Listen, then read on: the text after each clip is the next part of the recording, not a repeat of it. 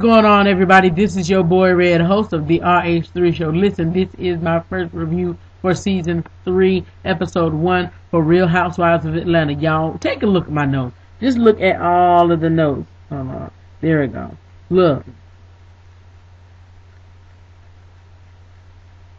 Y'all did abbreviations, so don't if you can tell what it is, don't even mind it. But you know what?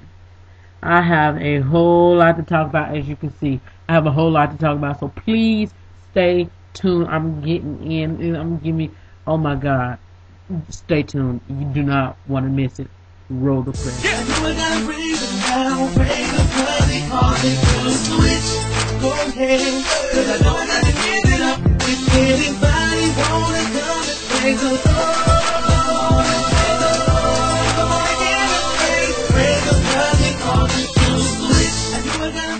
What's going on, everybody? This is your boy Red, host of the RH3 show. Like I said in the beginning, listen, I'm going to go ahead and jump right into this review of The Real Housewives of Atlanta Season 3, Episode 1. Yes, I'm going to go ahead and get into it because this is going to be a long video. I'm so glad YouTube has given us 15 minutes to do the video, because I promise you I wouldn't be able to do this, not this episode, in 10 minutes. No, so I'm gonna go ahead and get right into it. Listen, first thing on my list is that Sheree's acting class.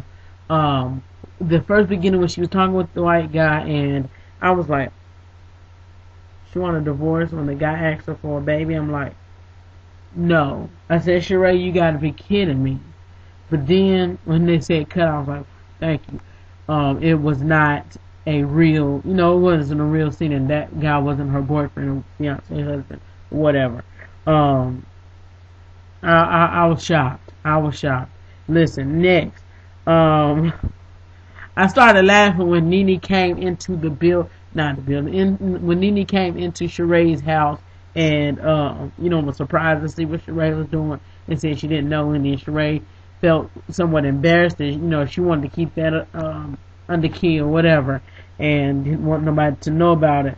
But hey, it was all good. But I was also laughing and taking note that Sheree and Nene was going through the Life and Style magazines and was saying, seeing Kim's article about her bisexuality, and was like, is that for real, this, that, and the other, and Sheree talking about that Kim is just a media whore, and she didn't buy into it or whatever.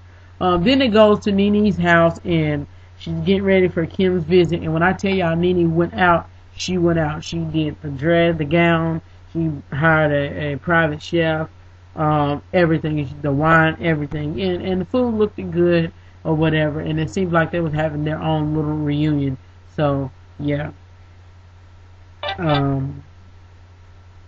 Next. Nene asked Kim about Tracy, the girl that, she's supposedly having a relationship with, and Nene asked Kim, is she in love? Kim said no, that she's always been for men or whatever. But anyway, I don't too much believe in that either. Oh, excuse me. Kim goes to let me see. Oh, one thing I had to ask, Nene had also stated and noticed that Kim was still wearing the ring Big Papa gave her. Was it the end of the first season, beginning of second season? And he said that Kim finally realized that they can't be together until he divorced his wife. Kim, please know that when with you being the other woman with Papa, and he's still married, you should know that he when he is with you and still with his wife, he's not going to leave his wife. I mean, if he was, he would have left her when he met you. But if he's still with his wife and still with you, he's not going to leave his wife. Trust me. Then Kim told Nene that Dwight told her that he lended Greg $10,000. Greg that like I said, that Greg got $10,000 from Dwight, and Nene is very upset about that and asking why didn't Greg come to her, this, that, and the other. But I kind of agree with Nene. If that was the case, he should have came to his wife, not some other dude or whatever. And but anyway. Now, wait a minute. If he would have went to Nene first and Nene said, yeah, go, then that was the proper order for him to go to another guy, not going to a woman asking them for the money or whatever. But Kandi is dating an NFL player named Willis McGahee from the Baltimore Ravens, and she begins to talk to Kim about why she went to Nene's, and I think that right there, what Kandi was saying was very messy of her, because if Kim and Nene trying to squash whatever they had, then she should have left it alone. But that's messy Kandi for her. And I seen someone tweeted on Twitter that they ready to see Real Housewives of Atlanta because they feel that Candy's fake, and I sort of agree. But anyway, goes back to Kandi goes on a somewhat date with Willis, and they go rock climbing or whatever, and after the rock climbing, they're talking about that Kandi wanted to do something that she can beat him in, and then for some reason they go about talking about how Kandi made a bet with her friend about being celibate, not having sex until December 31st. And then Willis asked Kandi was oral sex out of the question, and she said no. So no way, Kandi is a big freak. I mean, whatever.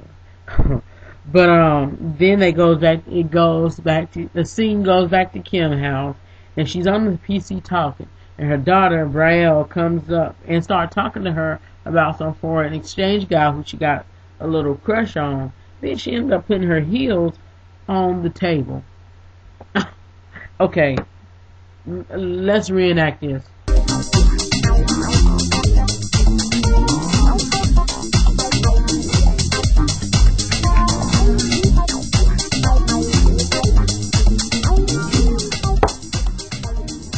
I bet you better get your shoes off that table, little girl.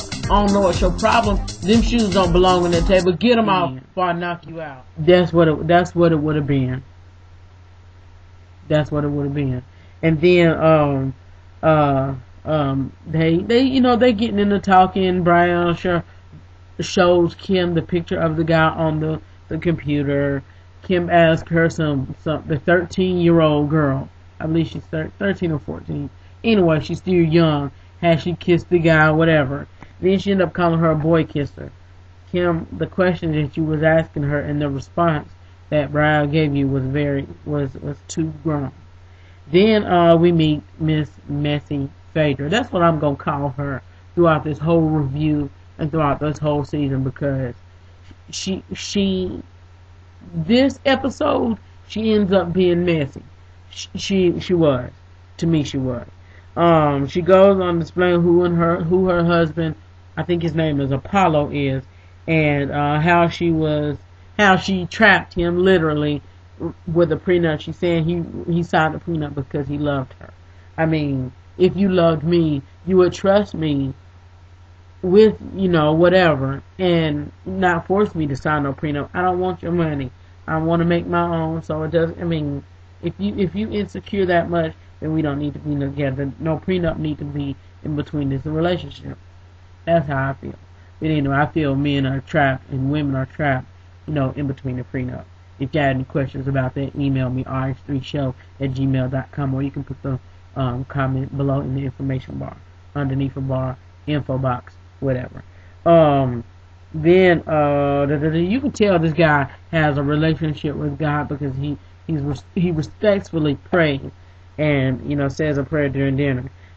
Then during Phaedra's commentary, I believe that she comes off pretty fake with her talking, and she's a Southern belle and this.